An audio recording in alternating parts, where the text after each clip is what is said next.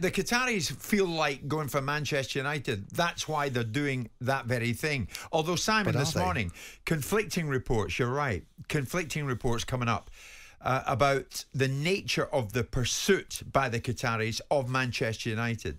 The Guardian tells us the Emir of Qatar, Sheikh Tamim bin Hamad Al Thani, we met him. Indeed we did. Is himself interested in buying Manchester United. He could do it. Of course, but the same man purchased PSG in 2011 through this Qatar-based investment. Yes. PA tell us Qatar-based investment, very much interested in Manchester United. Yep. The Times tell us a fund linked to the Qatari royal family has expressed an interest. All right, what does it all boil down to? It boils down to the fact that everybody and their dog is going to index sports businesses to Qatar right now because they have hosted a World Cup. They are expressing an appetite to be involved in a variety of sports. There was a discussion had about the pricing of Tyson Fury for Alexander Usyk and how much that might cost the Qataris to do, because they're going to be utilised as someone that can be A, brought to the table to do deals with, because they're the next generation of Middle Eastern money that's available. B, they're a stalking horse for everybody else in terms of if you want to find a price point that you need to lever up, then bring the Qataris into the conversation, very much like in the early days of Chinese football when everyone was saying, I'll go to China and get paid twice the money unless you give it to me in this particular contract. So with all that in mind, I question the validity of the thinking behind this and whether indeed there is a situation where Manchester United is going to be acquired by a Qatari model. And then it leads on to the question of how that can actually work. I do think that despite my support of financial fair play, I think it's a blunt instrument that needs to be more sophisticated in its thinking, and I subsequently think that the ownership models of being able to own more than one football club, have a controlling influence in more than one football club, needs to be rethunk. Because the reality of globalisation and big world money is that people own more than one business. And then the flip side of that is how do you square this circle of conflict of interests and competitive jeopardy in a world where we're constantly seeing clubs try to outdo one another. We've just seen Juventus fall on their swords by the very nature of their accountancy principles to try and find a way around their obstacles to make them competitive. Then you've got somebody that owns two teams. Which team might they prefer if they were drawn together in the Champions League to be successful? But it doesn't come down to that, does it? Because it's the word investment. This is what it's all about. Yep. You know more than me, obviously. Yep. But the Qatar Sports investments, you know, the clue's in the name. So what's to stop them having a big interest in PSG as well as a big investment in United? The influence... There's no emotional investment from the Qataris. But there's influence, you see. And controlling influence is a big part of this discussion, because the Qataris and people of significant wealth don't end up having minority stakes in businesses, which means they do end up controlling the destiny of those businesses. And then you put them on a collision course with the integrity of the game when you've got vested interest being involved in two football clubs, and the conflict comes down to how much integrity is in that. And that's the circle that I find is difficult for them to square. We've opened up this globalised world. It's landing in football now, and football's now got to rethink what it's doing, because whilst I'm a major advocate, going off piece slightly, of financial fair play, it's a blunt instrument.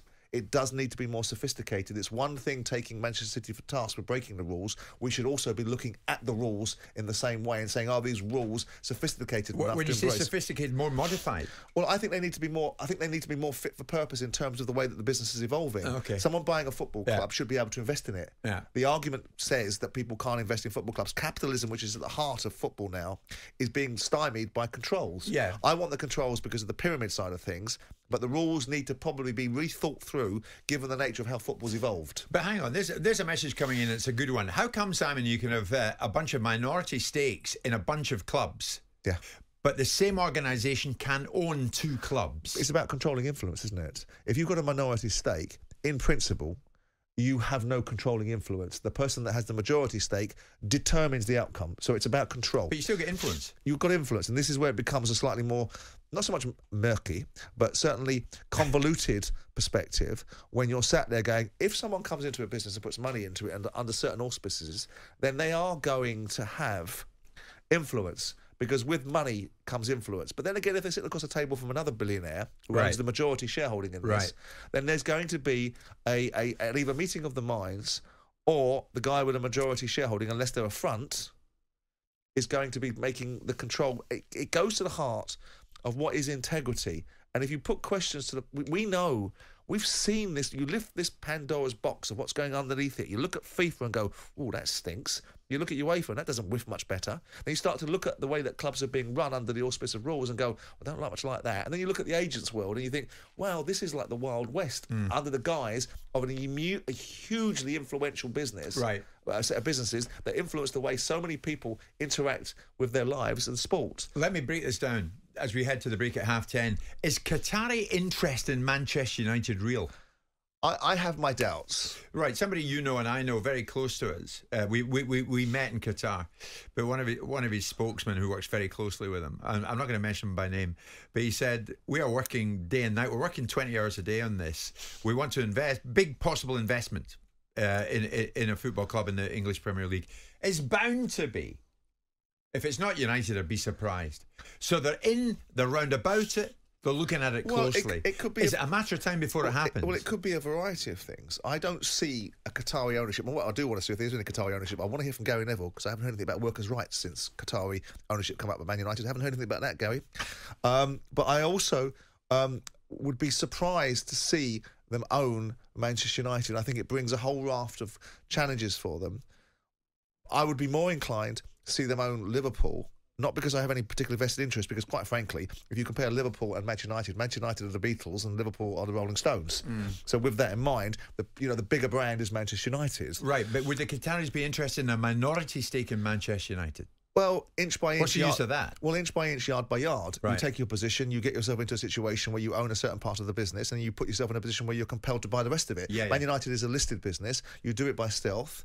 You've got the notions being run through the press that Jim Ratcliffe is in position now to be able to put himself into a situation where he can buy Man United. I would be amazed if Jim Ratcliffe wants to spend 6 or 7 billion of his own money to own Manchester United, and of course give these so deserving Manchester United fans the philanthropic ownership that they so richly deserve. And all this while, the Glazers are sitting back watching this circus. Well, more than that, the Glazers are sitting back watching their share price double, because their share price has doubled since they announced the potential of selling the football club or taking significant investment into it. Not as daft as we think, are they? They're anything but daft. Yeah, it's a win-win situation for them. We'll keep across this ongoing Qatari interest in Manchester United. It's 10:30. Jim White and Simon Jordan. Monday to Friday mornings from 10 on AM, on DAB, via the talkSPORT app and on your smart speaker. talkSPORT.